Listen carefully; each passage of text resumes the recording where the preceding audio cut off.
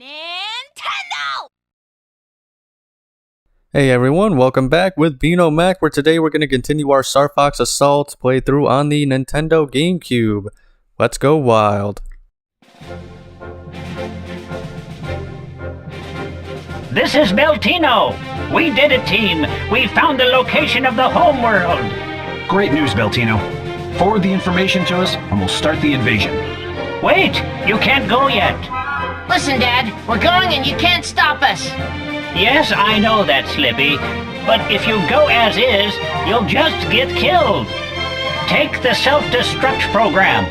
What? Self-destruct program? I have discovered that the Aparoids are vulnerable to apoptosis. Apoptosis, huh? You mean they contain cells that are created for the purpose of self-destruction? Right, and I'm making a program to set off a chain reaction in those cells. If you fire the program into the Queen, all Aparoids will self-destruct. That's incredible! We can take him out with one blow!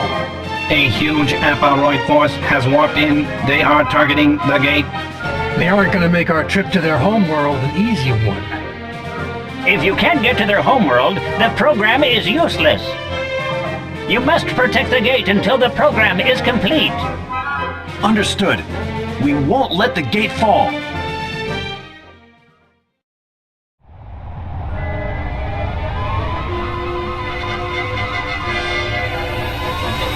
Listen up, everyone. Do whatever it takes to protect the gate.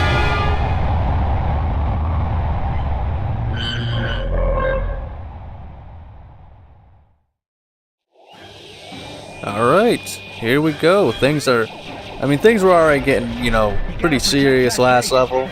Attacking Corneria, but now we're finally taking the attack to them. We're no longer on the defensive. We're no longer looking. Now, what we're doing here, folks, is we're going to take the fight directly to the Aparoids. Well, alright, maybe not this level, but as you can see from the last cutscenes, and if you read the introduction and stuff like that, we have to protect the portal. So I believe Orbital Gate Assault. I think this is actually something that one of that gigantic map from like Super Smash Bros. Wii U was made based off of. Was this exactly the Orbital Gate Assault? I believe it was, but I think people disliked it so much, if I remember correctly, that it was like one of the few maps not to make it back into Ultimate. I mean, it was definitely not fun to play on. I'll say that, but it was different. It was a very interesting and unique map, but yeah, not very fun to play on. Very cool though. But I'm gonna try and continue my conversation from last episode. I actually have some notes written on it. So what I believe I was talking about before I was rudely interrupted by the actual end of the level was, how companies, they get greedy once they get on top. The consoles especially, and there's like pretty much all of them are greedy with it. Maybe Xbox might not be greedy. I'm not too familiar with Xbox, but that was what I was talking about before. I ended the video and ended my conversation abruptly, so hopefully I don't go over too much repeated content. But as far as Xbox goes, I think they're just not. Warning, warp signature detected. What's that? Giant Aparoid approaching. Inbound missile. A missile? Did you all hear that? Bring down that missile! Listen to me, team. Don't waste a single shot. Something that gigantic will take out more than just the gate. Oh man, things are getting real now. But yeah, I think with Xbox, they just haven't really known what their audience wants for the most part. Maybe they can appeal to their audience, their core audience, but not what the casual gamers want. And they seem to be all about power and all this other stuff. I mean, they don't seem to have the first-party games and all that sort of stuff. And they were on top for 360 era, and that was kind of about it. I think the original Xbox beat out the GameCube, but so I mean they definitely established themselves in their first console. Then they came out on top in their second, and they just haven't recovered since. Sony though, I feel like they were on top of PS2. then they got a little bit greedy with the price in the PS3. And I think they had the issues of like a lot of games with the PS5 in which a lot of games weren't released, you know, right away. So I mean, that's just a Sony thing, I guess. Uh-oh. Alright, guess I didn't do that correctly. Fox, forget about those distractions. You got to shoot down that missile. I gotta shoot down that missile, alright. But with the PS3, I think the reason that didn't do as good as, you know, it should have was the price. And I think that was the first console, maybe I'm wrong, just kind of speaking on my personal experience. I think that was the first console in which people were like, okay, this is getting too expensive, for real. So I mean, I think more than anything, the best consoles usually that do well in these generations are the ones that are the cheapest and have games that are, you know, made for them, you know, and a lot of, you know, that they have actual games you can play right from the get-go. And I think that's the issue with the PS5 now too, after, you know, how great the PS4 was. The PS4 and the PS2 are very similar in a lot of ways, you know. People are saying, yeah, they need to die and all this other stuff. I mean, if it's what's gonna make the most money, why do you have to move on to the next console? I feel for the people who have bought PS5, yeah, 100%. That is just a blatant, you know, kind of you know, why did I buy this console if it's not gonna have exclusive games and this and that? But I think they see that, like, yeah, we're gonna lose money because not as many people are gonna buy the PS5. So I don't know. I think this constant need to upgrade is really kind of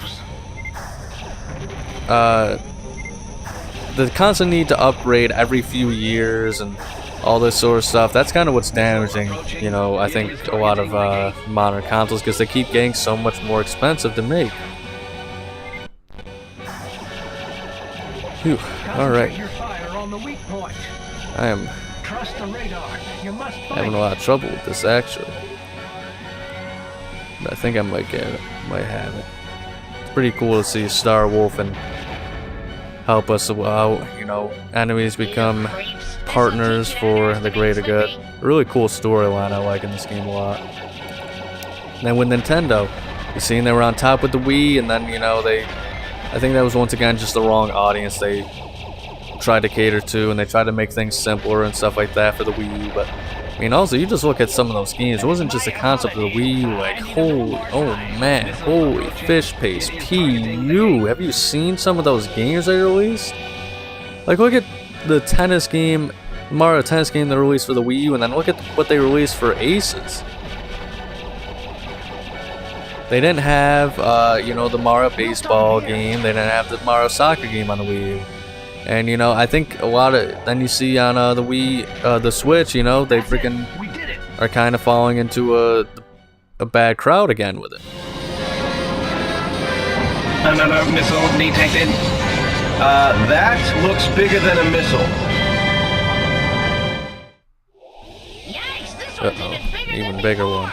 But, like, you know, when that first came out, the tennis was the first sports game, and you had a pretty decent sized roster at the beginning. And then they, you know, drip-fed you some more guys, so that way it was, you know, every month. So that way it was a reason to keep playing, that all those challenges, and that was awesome. Then as it went on with the golf and the soccer, I mean, come on, you didn't have Daisy on the base roster of your soccer game when she was kind of like the mascot of the soccer series in a way. Like, come on. Like, they were definitely getting greedy and would just wanted to do less work so that way they could update it at their, you know, their convenience. You know, they thought they had us with the soccer, and unfortunately they're probably thinking, oh man, well, I guess people don't like soccer, when that's not the case. It's just you didn't give us really anything to gravitate to or latch on to. So I'm hoping that kind of mindset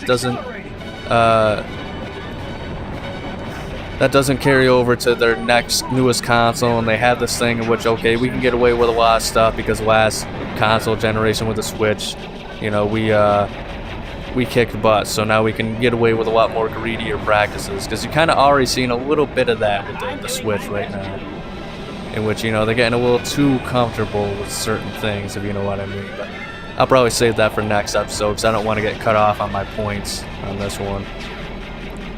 Oh no. Come on, freak! I was trying to freaking I was hoping it was gonna break. And I could just keep shooting, but... Alright. I think I just got one more piece of this to destroy. I'm surprised Rob 64 wasn't the one that was corrupted by the Aparoids. It's shown that even if you're just a living thing, you know, in that traditional sense, that you can get corrupted, but, you know, you'd think Rob would be the one that got corrupted. Thank you guys so much for watching. Make sure to check out next week's episode. If you enjoyed, like and subscribe, but above all else, please remember to have a nice day. Missile destruction confirmed. Well done! We've just finished the self-destruct program, too. Way to go, Dad! Now all we have to do is gift wrap it for the Aparoid Queen. Guess it's time to head for their homeworld, huh?